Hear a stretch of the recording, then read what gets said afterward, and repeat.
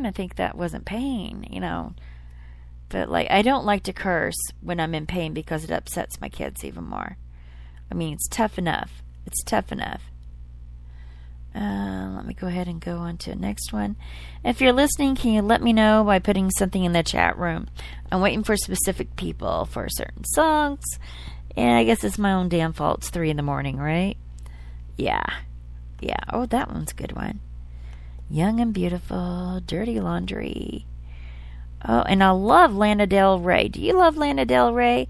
Well, it really doesn't matter. I'm going to play Lana Del Rey.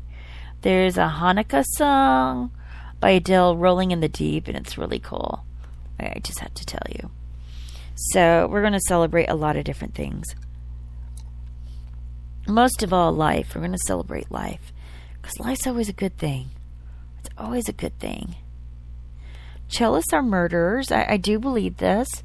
You know, growing up, I played the violin, piano, and voice, and flute for a very short amount of time.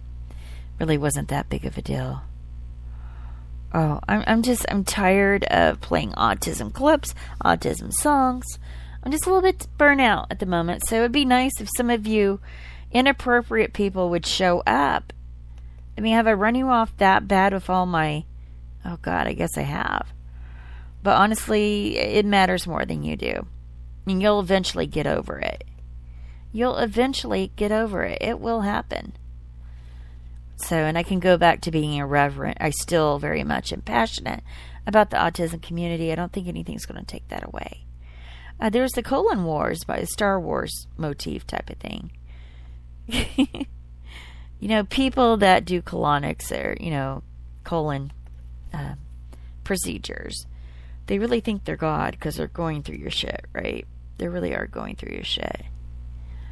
If worse comes to worse, I could do Tevye, the Sabbath prayer from The Fiddler in the Roof. Far from the home I know. Bum, ba-da-dum, ba. But you know, some of those songs from that musical I really like. I don't know if you like them. Actually, I don't even know if I'm live. I'm probably not. Oh, I don't know. F you. I could play that song.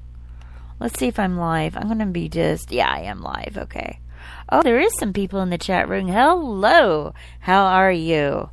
RD. RD.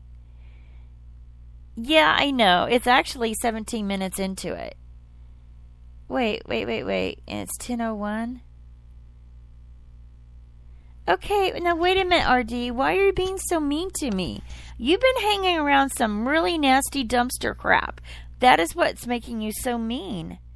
I mean, what the hell did I ever do to you, RD? I mean, I'm trying to do this movement thing. I care about the people I work with, and we're working really hard. I mean, within 4 hours, we had 7 million impressions. You have to admit, that's pretty damn good. That's a lot of talking and inspiring and hitting the retweet button, hitting the reply button with the hashtag. We tried to get on CNN because they were showing tweets for, oh, what's their names? Anderson Cooper and the redhead. Just can't think of her name right now. It happens. You are being nice? Come on now. That's not nice. He says, for security reasons, Barco might do a show during this show. Did I block Barco? RD, did I block him? I'll go to my block list. I'll actually unblock everybody. How about that? I'm feeling generous tonight. Okay, let me go over here. We're going to go to my account. Man, I mean, I got a lot of things to bitch about. I really do. Let's see. Where are my blocked bitches? Okay, I see. It's right here. Oh, man. Staby? I blocked Staby? Now, that had to be a mistake. Now, I could understand blocking Jewish producer. Oh, man. I am not blocking. No. I'm not unblocking that person. Only if Staby comes in here will I unblock that vermin. That horrible person. You know? I'm going to play a banker song because I like to look back. I like to take the trolley and look back. Let's take a look. The bankers. song. It's called We Didn't See It Coming. Remember 2008 and how fucked up that is? Now gas, a gallon, which is a little bit bigger than your liter. Okay, it's like almost 2 liters. Well, it is now, get the drum roll please, $1.70. Yeah, $1.70. And I went to a funeral Monday, and I kid you not, they were talking about gas in stocks right in the middle of the funeral. I just kind of looked around. I said, am I in reality? They talked about what a hit ConocoPhillips was going to take with these low gas prices.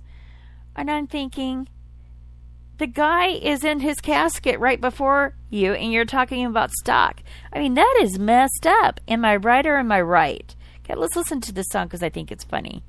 Now the first meeting of a commission appointed by Congress to examine the events of last year's near collapse of the financial services industry. Were you pulling funny business while you were doing business with everyone's money on the line? Some of the activities we undertook contributed to prevailing mood of the time. So did you know right then it would all come crashing in, that something funky was cooking? We didn't know it then or even today, when it actually crossed over into bubble territory. So you didn't see it coming, you didn't see it coming. Well, did you see it coming? Did anybody see it coming? No one involved in the housing system foresaw dramatic and rapid depreciation in home prices. No one. Lenders. Nobody. Rating agencies. Anybody. Investors. Somebody. Insurance. Consumers. Regulators. Policymakers. So you didn't see it coming at all. And then when you look back, you always look back, and you look back, and you say, well, these were warning signs. And then when you look back, you always look back, and you look back, and you say, well, these were warning signs. They're not obvious at the time. They're only obvious in hindsight. They're not obvious at the time. They're only obvious in hindsight. So no one ever could have seen it coming at all. Well, I'm not so sure about that.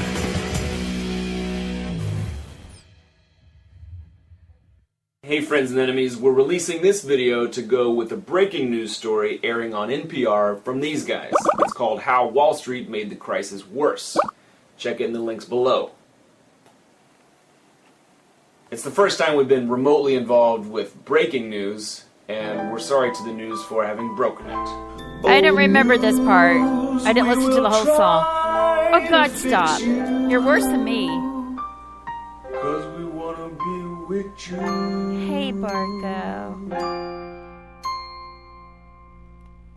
Barco. You know, I've always felt so very close to you. Kind of like an enema. You know, just spewing my truth up you. And you swallow it and you take it. And you do things to me, Barco. I can't express or expel everything that I feel about you, Barco. RD, you probably should leave the room. Barco, we need to talk. You know, we need to Skype. You know, I do have a cam. But my hair's been red for almost 2 years now.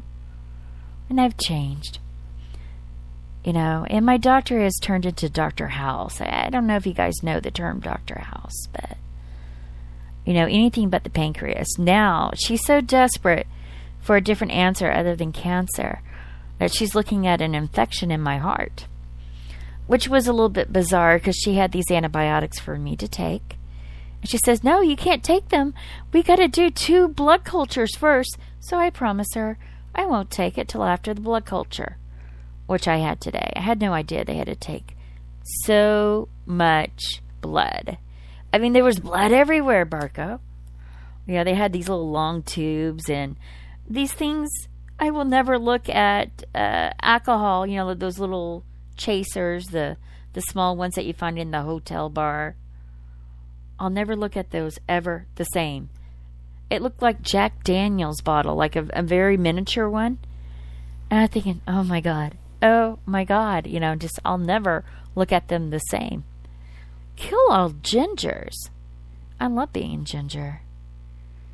And I at one point, well, my hair used to be a lot brighter on the red, and I toned it down because I don't know what it is about Latinos, but they started following me around the stores and to my car. And it was mainly Latinos. There was a few other nationalities. And when I did the fair, I did the state fair. I do voter registration every state fair. I love it. There was people walking up to me wanting to touch my hair. And I'm thinking, what the hell? Why do you want to touch my hair? And then I figured it out, because it's really big and it's red. I mean, it almost looks like a wig. Because I work hard at making it look good. And the conditioning alone. So I'm sitting here talking about my hair. What do you guys want to talk about?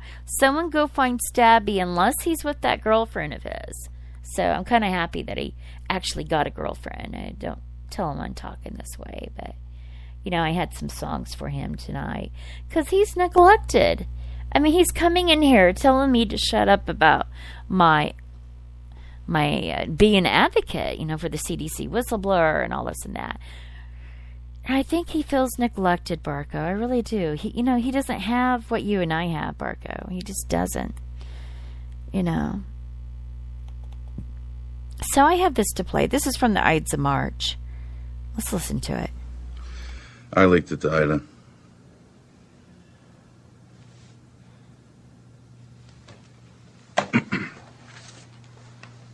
At the event. I don't understand. We made a deal.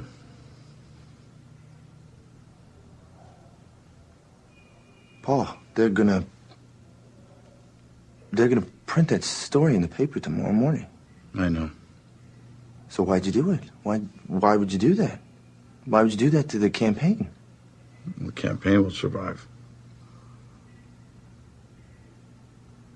Why would you do that to me? Makes it easier to let you go. What? Why'd you meet with Duffy? I made a mistake.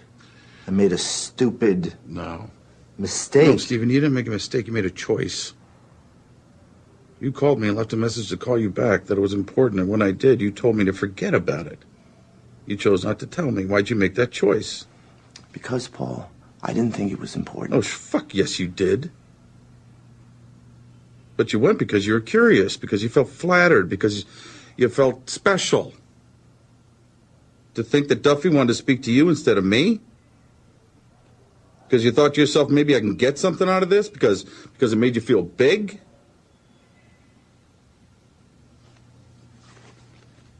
You know, the first campaign I ran is a tiny little race in Kentucky. State Senate seat, you know, working for some redneck nobody named Sam McGuthrie.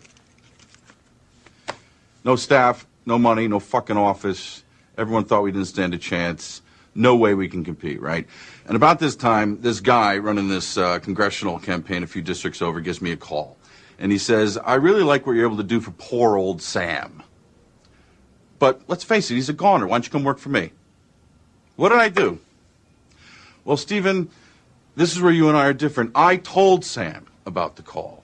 And Sam says to me, Paul, if you think this other guy's got a chance at winning and he can pay you more than anything I can afford, and if it's what you feel you need to do, then I won't get in your way. And I say, Sam, you took a chance on me and hired me when I was even more of a nobody than you are. So I'd be damned if I'm going to jump ship just because the shit hits the fan.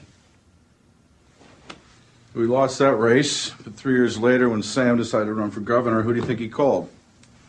We won that race, and 20 years later I am where I am fucking now. Now, there's only one thing I value in this world, Stephen, and that's loyalty. And without it, you are nothing. And you have no one. And in politics, in fucking politics, it's the only currency you can count on. That's why I'm letting you go. Not because you're not good enough, not because I don't like you, but I value trust over skill. And I don't fucking trust you anymore. It doesn't matter whether you trust me, Paul. It matters whether the governor does. The governor already knows, and he thinks it's the right thing to do. He does. And you know what? If I were you, I'd get a good night's sleep. Because you're going to get fucking pounded by calls from the press in the morning. Oh, Barco. You're going to get pounded by the press. So, I want to have some fun. I want to do things differently this year. And I'm really thinking